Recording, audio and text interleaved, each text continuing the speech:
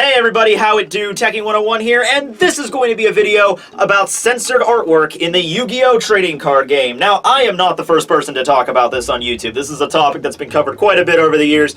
But you know what? I figured, well, number one, it would just be an interesting topic to throw in my 2 cents, you know, and second, build upon the Yu-Gi-Oh! Content on this channel. I got a lot of positive feedback from the unboxing vid I did a few days ago, a lot more than I thought I would, so let's just build upon it, shall we? Now, censorship in the Yu-Gi-Oh! Trading card game can be broadly fit into 4 main categories. Censorship involving violence, you know, gore and blood and all that horrible stuff. Guns and weaponry, that's a big no-no. Religious aspects, we'll shut that shit down. And of course, sexy stuff, all the provocativity and the lustful nature, because, you know, the kid takes one look at a pair of drawn breasts and cleavage on a trading card, and he is just corrupted beyond measure for all of time. So I'm going to go through each topic. I'll have a little handy little table of contents over here that you can skip to. Just give my own 2 cents on it. This is not every censored card in the game. There's quite a few of those, but this is a decent chunk. And hey, if I get a lot of positive feedback from this, maybe I'll make a second part of this video. So let's get right into it, shall we? Guns. Guns are a big no-no in the Yu-Gi-Oh! Universe. It doesn't matter what they're attached to, something ridiculous like ancient golems or futuristic robots, you gotta make sure it doesn't look like a conventional gun. So you gotta add little, like, tinges of blue or a glow to it to make it look more like a laser rifle or something. As if shooting deadly rays of plasma at somebody is less offensive than shooting a bullet. But hey, you know what? I'm not even complaining for the most part because, let's be honest here, laser guns are way cooler than conventional guns. Take Barrel Dragon, for instance. Here's the original Japanese artwork, and it's okay. It's a little bit hard to tell the monster itself from the background. It kind of blends in there, and the entire monster itself is just colored, you know, gray. It just kind of looks drab. But then, boom, here comes the international artwork, jazzing it up with some green and blue and neon blue, which is a way cooler variation of blue, muzzles, and that looks way better. I mean, I don't know if I would have fallen in love with Barrel Dragon when Bandit Keith used it that much, if it was colored in the traditional Japanese artwork, because when Bandit Keith used it against Joey, I was just like, damn, I want that shit in my deck right now. So yeah, I'm fine with lasers, I'm cool with that. But then you get times where they get lazy and just recolor the gun or the cannon. Now, yeah, by the way, I said cannon, as with Fortress Whale here. Yeah, they just decided to go ahead and change the color scheme to the more, you know, less dangerous pink, green, and yellow, which are the colors of the Mardi Gras flag. All right, that just diffused that tension there. Well, like, I can understand guns. I can understand not wanting to put a, like a revolver in a children's playing card game artwork, you know, because maybe they might think that the kid, you know, will break into their dad's gun cabinet, break out the 44, and act like fucking Dirty Harry Jr. I don't personally think that would happen, but maybe that's why they decided not to. But cannons? Come on! As with Ancient Gear Castle, same exact thing, except that one was changed over to laser cannons, so of course it gets a pass. Along with absurd weapons getting recolored for no real reason, we have Misira Zami, you know, that dangerous shark with a missile launcher on its stomach. Yeah, so it was a missile launcher, and then they just recolored it so that it looks like a more colorful missile launcher. It's still very clearly a missile launcher strapped to a fucking shark. I mean, you didn't redraw the artwork. I don't even know why you bothered changing the color scheme, as if the missile is less dangerous if it's colored blue. Oh, but how about this? There actually exists a card that has a gun featured prominently in the artwork that wasn't just changed over to a laser pistol or altered with a different color scheme. It was actually redrawn altogether. I am, of course, referring to Barrel Behind the Door. Yes, Barrel Behind the Door. The entire concept of the card and the artwork and, you know, the name of it and everything is that there's a booby-trapped gun on the other side of this door that's ready to splatter this Indiana Jones-looking son of a bitch's brains all over the back wall. Now, okay, this is pretty intimidating, so how are you going to change this over? Well, they completely changed over the artwork, so now it looks like a ancient Egyptian firearm that apparently is powered by a fuse that needs to be lit. Okay, I mean, like, okay, points for creativity, because the gun actually looks cool, but the premise of the artwork has not really changed at all, you know what I mean? I mean, it doesn't look like a conventional weapon anymore that you would find now, but it's still very clearly a gun. It's still very clearly pointed at this guy. I mean, I don't think of any way that they could really have changed the artwork over, but you could have probably just kept it the same here, but I can't really complain because we get the cool ancient Egyptian gold finish with the snake handle. I kind of want that thing now. Maybe prop it up above my fireplace and so the people will come over and be like, hey, what's that thing? And be like, oh yes, that's an ancient Egyptian flintlock. Yes, it was lost to the ages and then I achieved it in my excavation grounds. It's quite rare, quite fascinating. Alright, so those were all examples of card artwork that prominently features a gun or a cannon. Something you couldn't get around. Something that every time someone looks at will very clearly think of it, that's a gun, that's a cannon. But what about card artwork that kind of abstractly features gun parts or just pieces? Not really something that you would notice right away, like Infinity Randomizer. So at first glance it just kind of looks like a maniacal robot, but then you pay attention to it a little bit and then you see, oh okay, the arms are like the barrels of a revolver. And then you have the revolver in the center. Okay, so what's the solution here? Oh, we just turn it into something ridiculous that looks like it'll pop out of the Pack-a-Punch machine in Call of Duty. Alright, so let's move away from guns because I'm having a hard time complaining about this. Let's move over to conventional weapons, like Axe of Despair. Alright, so you got Axe of Despair here, and it's very prominently featured as an axe with a blade in the international artwork. I mean, what, was it like covered in like blood or something in the Japanese? Oh no, the axe blade stays exactly the same, but you know that part of Axe of Despair, like on the handle there, that kind of looks like it resembles a face if you look at it the right way, like in one of those, you know, magic eye puzzles in the newspaper? Yeah, well, in the Japanese, it's just a straight-up freaky-ass voodoo skull. So, I don't know if they changed it because they thought it would give too many kids nightmares. I mean, I could point to about 5 other examples of creepy shit in this, you know, card game that's even worse off than that. But I don't know. I think we got, like, you look at this and you think, oh, okay, yeah, that is an Axe of Despair. Creepy, small voodoo head skeleton thing on it. Yeah, that features it a little bit more. But the international release of Axe of Despair is okay, too. You just kind of have to look at it in a different way. Alright, so moving on with bladed weaponry, let's talk about Tragedy. Now, Tragedy is an example that actually had to be completely reworked, as if they had to scrap the original Japanese artwork altogether, and then hire another artist to completely redraw the card artwork. Here's what we got in the international release of Tragedy. It's a woman screaming or grimacing, or God, her face is terrifying. Anyway, she's walking down a dark alley followed by a man wearing a trench coat and a top hat with the creepy pedo smile. Are we about to watch a fucking rape go down? I mean, yeah, I guess that would be a tragedy, but keep in mind, that's the international release.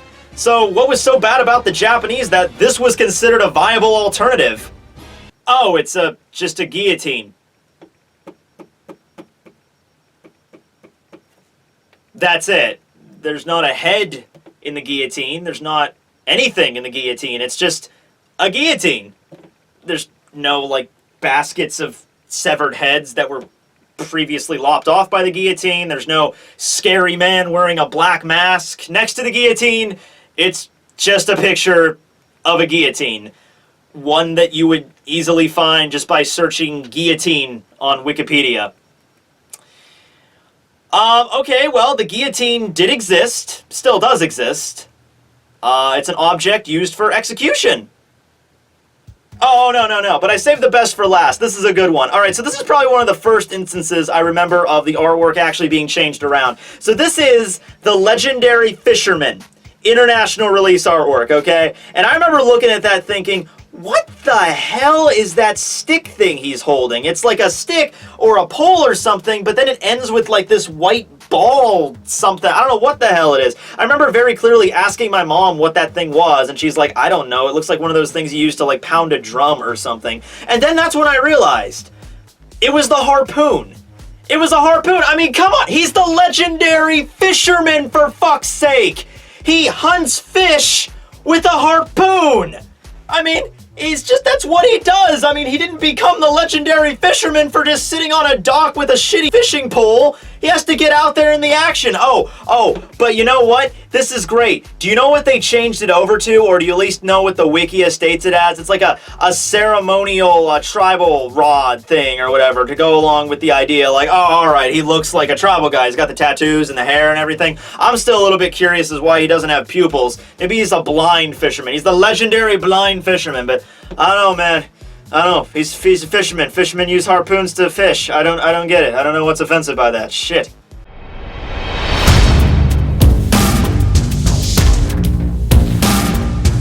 Alright, Alright, so moving on from just straight up weaponry, we have violence. Now, you might be thinking, aren't those kind of the same thing? Oh, no. Because, trust me, you can be violent as fuck without the use of weapons, as with the case of Final Flame. In the international artwork, it just shows an ogre burning to death. Oh, by the way, just keep this in mind, when it's an ogre or a goblin or any other fictional creature, yeah, it's fine. You could torture the fuck out of him. Doesn't matter. When it's a human, though, we gotta dial it back a bit. But no, this was the original artwork. A guy literally being burnt at the stake, or cross, actually.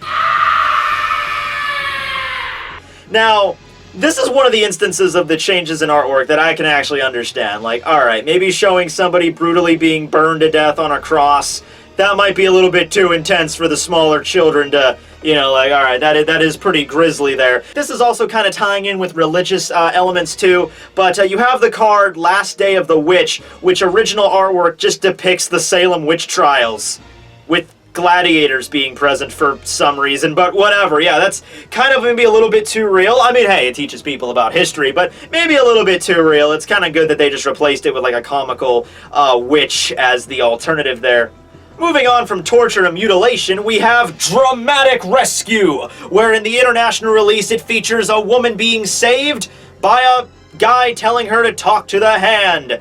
Okay, so she's tied to a tree, he's coming to the dramatic rescue. I understand, I get it. Those guys behind her really aren't paying attention, so they should probably like whip their heads around to, you know, deal with the guy or whatever coming to the dramatic rescue. But what's the Japanese artwork look like here? Well, it features a guillotine again, except this time it actually has something in it. A woman's hand. Man, these guys are not, they don't know how guillotines work, do they? Whatever. Okay, so yeah, the guy's coming to her rescue, but I don't think he's gonna make it here, guys. It's looking like it's gonna come down any second, so I'm pretty sure that woman's gonna lose a hand. Besides, even if she did, she's still alive. I mean, you know, thing comes down, lops off her hand, she jumps in the guy's arms, and they ride off. Yeah, happy ending, right? Alright, so how about blood? Yeah, you gotta make sure you're not getting, a copious amount of blood in your children's trading card game. So here's the thing though, it doesn't even matter if it's very clearly blood. If it's any sort of red-colored liquid, it's immediately either thought of, I guess, as blood or wine. Either way, they need to change the color of it in some way. As with Stem Pack, where it just changes over from a red liquid to a green liquid. What's funny about this is that I wonder if there's any other substance in the Yu-Gi-Oh universe that would be colored red that somebody might be using to replenish their energy or power. Some sort of, medicine, maybe, that would be colored in the Cinnabar-like variety. Oh, wait, yeah, there's a magic card literally called Red Medicine. There you go, the guy's just taking some red medicine. I'm surprised they didn't change red medicine to, like, blue medicine. Actually, no, there already is a blue medicine. So, I don't know, green medicine, yellow medicine. It's red. You don't know. That could be wine for all you fucking know, right? Alright, so that's kind of ambiguous. But next we have a card that is very clearly blood. However, I believe it was censored not once, but twice. So here's the original Japanese artwork of Share the Pain. It shows two soldiers attacking each other simultaneously and then a splash of what looks like blue Gatorade coming out of one dude's mouth and off the other guy's chest. Now, what I think happened here is that the original Japanese artist made it red as if, it's blood. That's obviously what it is. But then maybe they were thinking, alright, maybe that's even a little bit too graphic for Japan. So they just changed it over to blue, like the negative color of, red is blue. But then when it came over here to the international release, they decided, oh, okay, no, we can't even have it blue, even though it just looks like he's vomiting up, like, fruit punch or whatever. No, we can't have that. So they just removed the blood or the Gatorade altogether. But now we get to my favorite utilization of blood in any card game, and that is in the sacrificial variety. That's right, Soul of the Pure, a card that I thought was so innocent growing up. This is another one that had the artwork completely redrawn, by the way. Here's the international release of Soul of the Pure. It's a nice little angel, doesn't have a halo though, we'll get to that, holding the pure soul in its hands, which I guess is a bubble soul. But moving on to the Japanese artwork, it just shows straight up, like, blood sacrifice or bloodletting ceremony going on here. Now, for violence, I saved the best for last. It's another redrawn artwork, and it's probably the last thing it shocked me. And if you're not aware of this changeover, this literally shocked me. So, this is the international release of the card Fiend Comedian. right? And it's a common-ass card, so I've seen it a bunch of times growing up. It's just two comical little demon, fiend, imp clowns or whatever. This is actually very topical given the current state of in America right now with the clown epidemic going on, although winter's about to happen, so that'll probably kill them all off. But no, do you want to know what the international artwork is for this? You might want to actually clench your buttholes for this one, because it's pretty fucking intense. Bam! I mean, holy shit! Look at that! It looks like it needs to be a freaking, like, heavy metal, like, album cover. I mean, that is grotesque. You have two horrible, veiny, wrinkly clown abominations that are straight out of, like, someone's nightmare. One's holding a freaking scimitar right at the other one's neck, and then this other one's holding up a... Is that a severed head? I don't know. It looks like the back of a woman's head. Like, that's her hair, but I can't tell from this artwork. It's not one of the clown's necks, so I don't know what the hell this thing is. Okay, fuck it. It's a severed head. These clowns are going on a murder spree, slopping off the heads of unexpecting women in alleyways. Maybe it was the guy wearing the trench coat in the tragedy card artwork. Yeah, probably. Damn. It is a tragedy, I'd say. Fuck.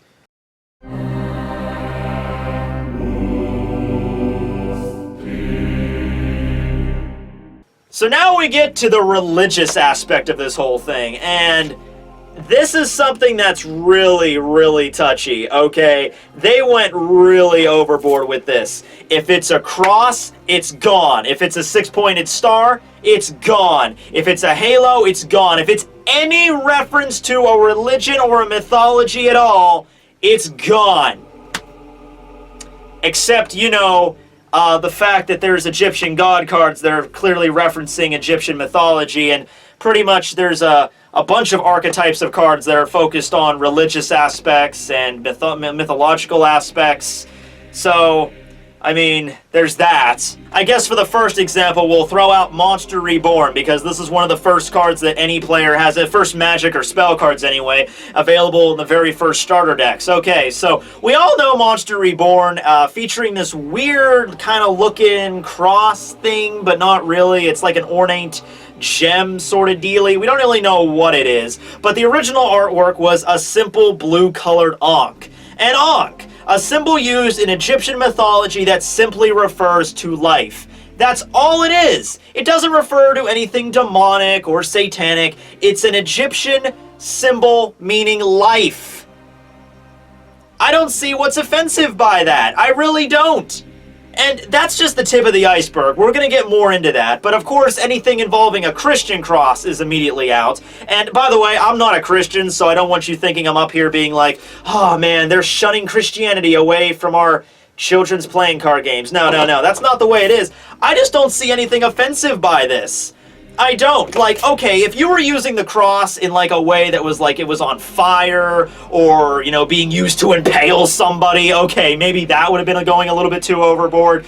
But what's wrong with featuring crosses just as gravestones, as with Call of the Haunted, or Grave Robber, which Grave Robber, they actually had to go, like, and even change one over in the very far background that you can barely fucking see.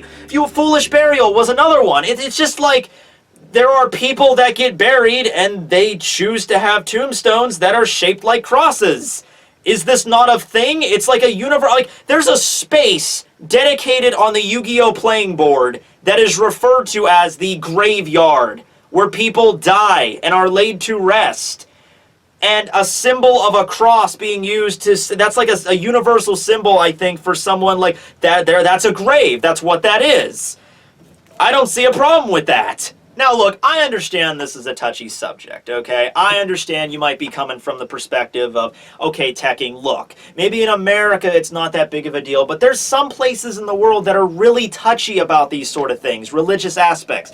The Yu-Gi-Oh! They just want to make sure that nobody gets offended, it doesn't start anything, that their card game doesn't get banned in their country or something like that. That's the reason they take out all the crosses and all the six-pointed stars. They don't want to have any references to Satanism. Okay, that would be a fair enough argument, except here's my counter-argument.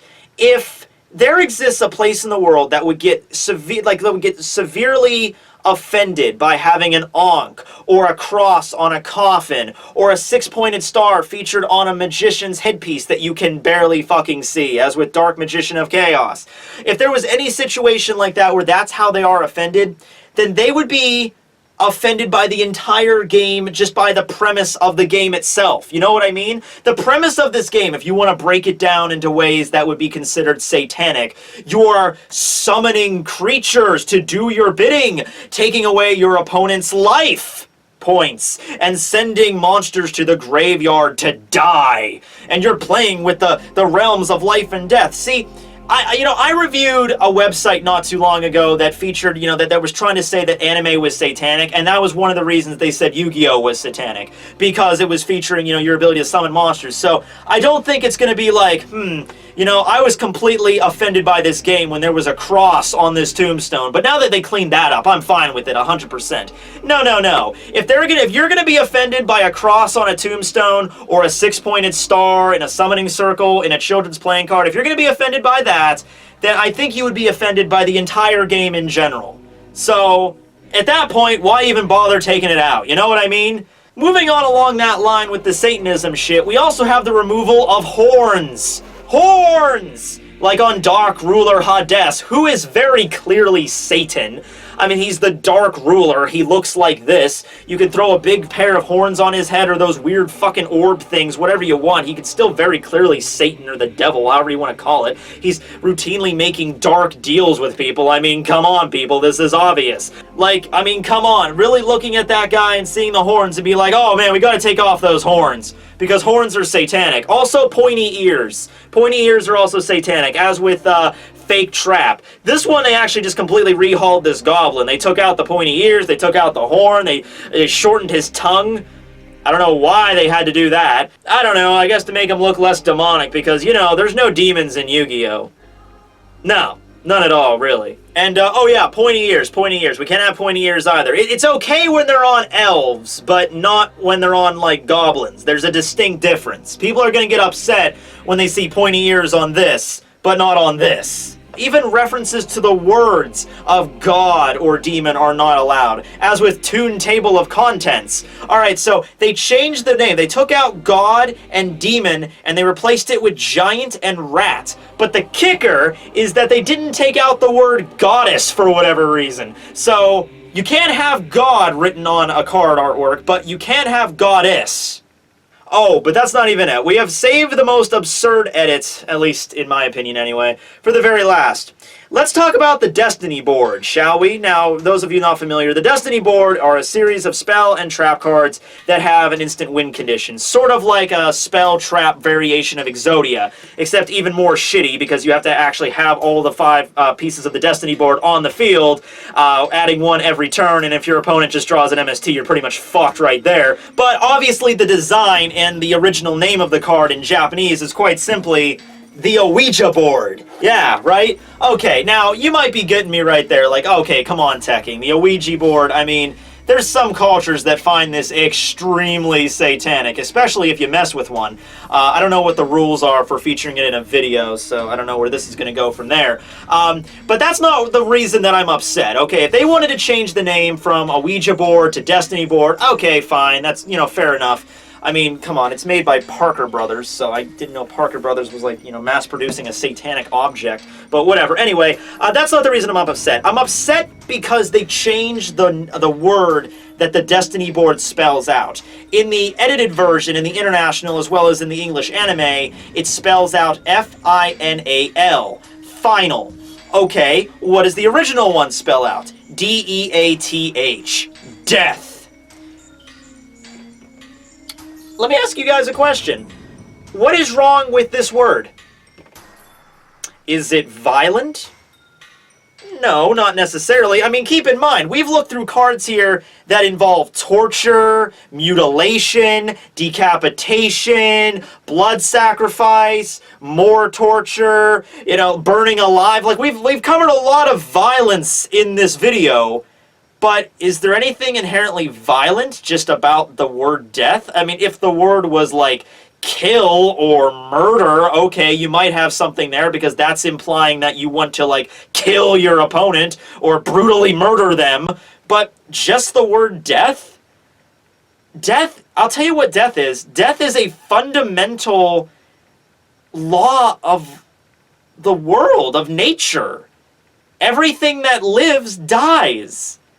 Children know this. Children are, like, you probably learned about this when you were a little kid and your little gerbil Sparky died. Sparky! I mean, it's just a fundamental law of nature, right? That's all it is. It's all around the world. I mean, we might not like to think about it. You know, no one likes to just sit around and think about them dying. So maybe they just changed it for that reason. Okay. But I don't think you should censor it. It's nothing really violent or brutal or overly religious, not sexual. Well, okay, necrophilia, but for the most part, you could have left it in. I don't think anyone really would have bitched. Let's just ignore the fact that, you know, you have an entire, once again, a space called the graveyard where dead things are buried, and the whole premise is reducing your opponent's life points, but card spelling out death? No, that's way too extreme. Can't be talking about death or something. That's fucked up, man.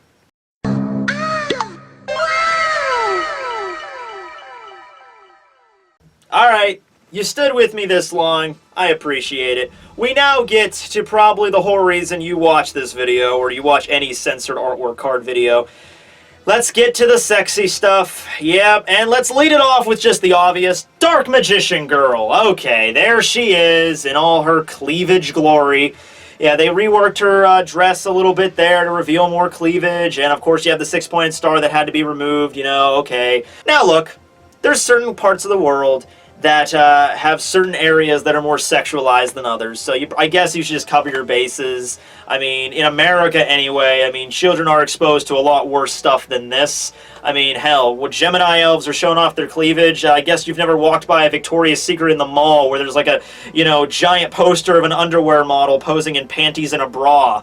I think that's a little bit more intense there, but okay, in other countries it's not the same. I can understand that. But then there's areas of a woman's body that I just question how could be sexualized at all. Like Invader of the Throne. They made it so her back was covered up. Okay. You have Kunoichi, who made her skirt just a little bit longer. You have Lumina, Lightsworn Summoner, who has to have her midriff covered up. Spy See Spy, which changes the artwork of her dress to cover up her leg, but also changes the expression on the guys behind her. You see, in the original artwork, you had like a guy having the heart shapes on his eyes, you know, lusting after the woman, I guess. But they changed it to, okay, I still think this is a pretty, you know, pretty major creeper expression going on here. But no, you can't have that. Then you have Mystical Sand, who, shit, man, I don't even... What did they even change anything? I don't even know. Hold on, I gotta check this. Change breast size to implied cleavage. Implied cleavage. Not actual cleavage, like with like Thunder Nyan Nyan or Gemini Elf, but just implied cleavage. In fact, she was completely covered up with a robe. But I guess the curves and the indents of that robe were just too suggestive. Oh, she's not the only one, though. It doesn't matter if everything is covered up. If it's just a little bit too curvy or a little bit too pointy, you gotta cut it down. Like Kanan, the sword mistress. Oh, okay, that one is kind of actually a little bit funny. But you also have X-Saber Annapurana and Unhappy Girl. They reduced both of their breast sizes. In fact, I think I understand why she's an unhappy girl now. Because they changed her breast size without her consent, and that's kind of a really shitty thing to do. Oh, but now, come on here, everybody. It's not all about women's breasts. Sometimes it's about guys, too. Like in An Emperor's Holiday. Yeah, just get those big swinging man boobs out of there. Oh, by the way, a cross necklace. Just get rid of that while we're at it, too. But no, that's not even the worst of it. We also have Slate Warrior. That's right, Slate Warrior. Now, you might be thinking to yourself, if you know the card Slate Warrior, like, he's not a human.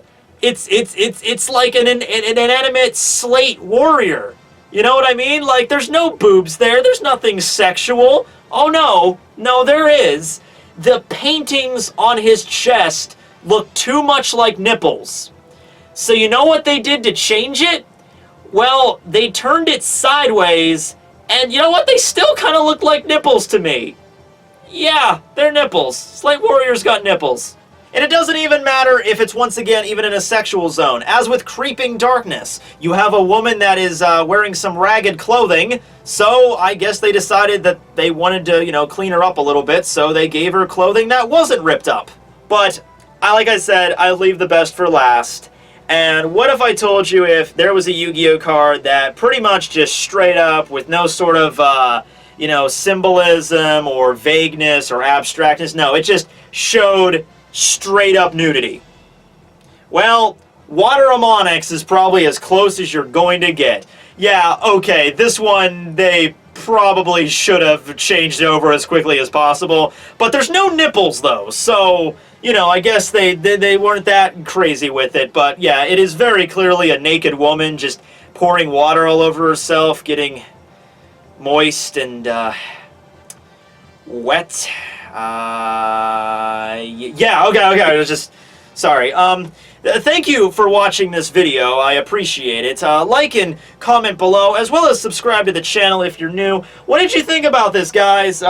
This new format, talking about, you know, censored cards. There's a lot more to go on, there's a lot more, so just let me know, and maybe we'll get a part 2 going if this video gets positive enough reception. Thanks for watching, everybody. This will be Tekking101, signing out.